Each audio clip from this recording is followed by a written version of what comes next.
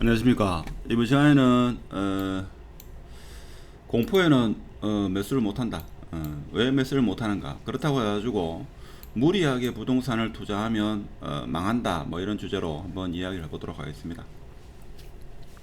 구독, 좋아요가 다음 영상을 만드는데 뭐 큰 도움은 되지 않습니다. 그래서 저는 개인적으로 한 1년 동안 좀 어려운 힘든 상황이 있었습니다. 그렇다 보니까 영상도 못 올리고 뭐 그렇게 했는데 이제 어느 정도 그 일도 해결되고 보니까 마음이 한결 수월하고 그런 상황입니다. 특히 부동산에 투자하셔가지고 지금 어려운 상황에 처하신 분들이 적지 않은 걸로 알고 있습니다. 그렇죠? 그런 분들에게 이 또한 지나간다.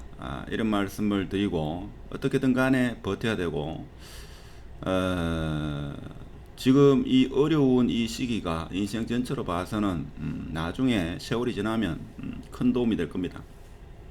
그래서 투자를 하는 데 있어 가지고 항상 너무 무리하는 것은 인생 전체의 방향성이 틀어지기 때문에 신중을 기하셔야 됩니다. 그래서 제가 유튜브를 한 지는 한 3년 정도 이렇게 됐는데 무리하게 하지는 마시라 이런 말씀을 누차 드리는 이유가 이 부동산으로 인해 가지고 한번 어려움을 겪게 되면 다른 어떤 어려움보다도 고통이 크다 하는 겁니다. 그렇죠?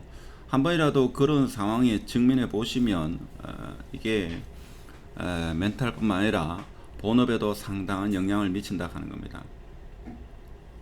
저 같은 경우에도 과거에 뭐 비슷한 경험이 있긴 했습니다만은 하여튼 뭐 그런 경험을 한 번이라도 해보신 분은 쉽지 않다는 것을 경험할 겁니다. 그리고 그런 분들이 저한테 뭐 상담이나 기타 등등으로 문의를 한다 하더라도 뭐 매수냐 매도냐 이렇게 하더라도 저도 쉽사리 속 시원한 대답을 못 드립니다. 그래서 설사 지인이나 친구나 조카라 하더라도 저와 정확한 어떤 확답은 못 드린다. 물론 제 자식이면 제가 확답을 하죠. 안 되면 제 재산으로 할 거니까. 그렇지 않다면은 그 누구한테 물어본들 속 시원한 대답은 얻기 어렵다. 설사 그것이 속 시원한 대답이라 하더라도 그게 맞을지 안 맞을지는 알 수는 없다 하는 겁니다. 그래서 항상 투자하는데 한 2년 정도의 원금 이자는 비축해 두고 그렇게 하셔야 제가 볼 때는 처음 무주택자가 집을 살 때는 심리적으로 안정이 된 상태에서 시장을 좀 냉정하게 현실적으로 바라볼 수 있다. 자, 이런 말씀을 드리고 싶고 실제로 제가 대시민 영상을 일주일에 한 개 올리고 중시민 같은 경우 영상을 올리지 않는데도 회원가입을 하는데 제가 부담이 상당히 되는 게 이게 뭐 1, 2천만 원 같으면 큰 어려움이 없는데 이게 몇 억이 들어가죠. 최소 3억, 5억, 뭐 7억 이렇게 들어가기 때문에 사실 이게 쉽지가 않습니다. 그래서 무주택자분도 그렇고 뭐 투자하시는 분도 그렇고 이 아파트를 매수해가지고 얼마를 정도를 수익률을 볼 거다 이렇게 생각하셔가지고 접근하면 제가 볼 때는 심리적으로 상당히 어렵습니다. 그래서 최악의 상황이 왔을 때 내가 어떻게 대응할 것이다. 그 계획이 쓰면 제가 볼 때는 마이너스 한 40% 정도 하락한 아파트, 학군지 뭐 그런 아파트를 매수하더라도 제가 볼 때는 큰 어려움은 없다. 이렇게 말씀을 드리고 상가 같은 경우는 지금 상당히 어렵죠. 상가는 지금 매매가 거의 안 되고 있습니다. 그렇죠.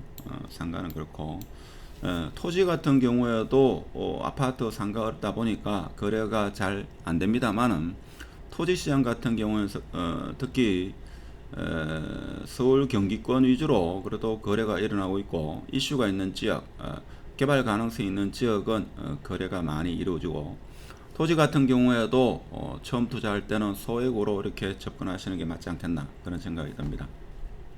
그리고 대구 지역의 하반기 아파트 같은 경우에는 성구는 이제 올 하반기만 지나면 입주 물량도 많지 않죠. 자, 그런데 다른 지역, 대구 내에서도 타 지역, 타구 같은 경우에 예를 들면 대구의 중구 같은 경우에는 내년에도 입주 물량이 상당히 많습니다. 그래서 내년에도 어려운 시장이 펼쳐질 거고 동구 같은 경우에도 좀 어렵겠죠. 근데 동구가 제가 볼 때는 동대구역을 언론이나 유튜브에서 많이 이야기하는데, 외지인들은 KTX가 있는 동대구역을 투자처로 생각을 많이 합니다만은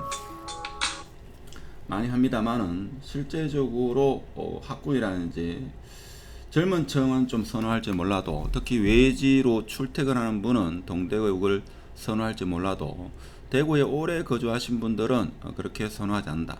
물론 투자 가치로 봤을 때는 4호선이 완공된다는 어떤 이슈가 있기 때문에 투자에 나쁘지는 않습니다만, 이렇게 아주 주거지역으로 상당한 인기를 끌 거라고는 저는 그렇게 생각하지 않습니다. 물론 살기는 상당히 좋다.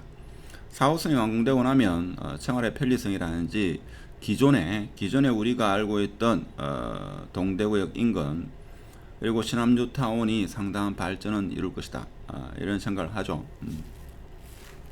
그런 생각을 하고, 하여튼 간에 제가 오늘 말씀드리고 싶은 것은 공포의 순간에 쉽게 아파트를 매수하는 것은 어렵다 하는 겁니다. 그래서 시간이 지나서 사실 본인이 아파트를 매수하려고 올 초부터 생각하다가 계속적으로 생각만 하다가 이렇게 못 사신 분은 수업료를 많이 낸다.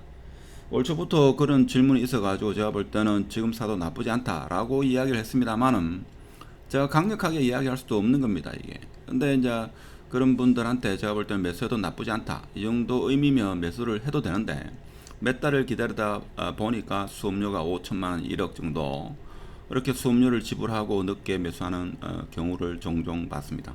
그래서 한번 해보면 다음에는 좀 더 용기를 내고 할 수 있는 그런 게 있죠. 그래서 이론을 통해 가지고 습득한 것보다는 경험적으로 매수를 할 수 있는 그런 상황이 돼야지만 본인 스스로 판단할 수 있지 않겠는가, 그런 생각을 해봅니다.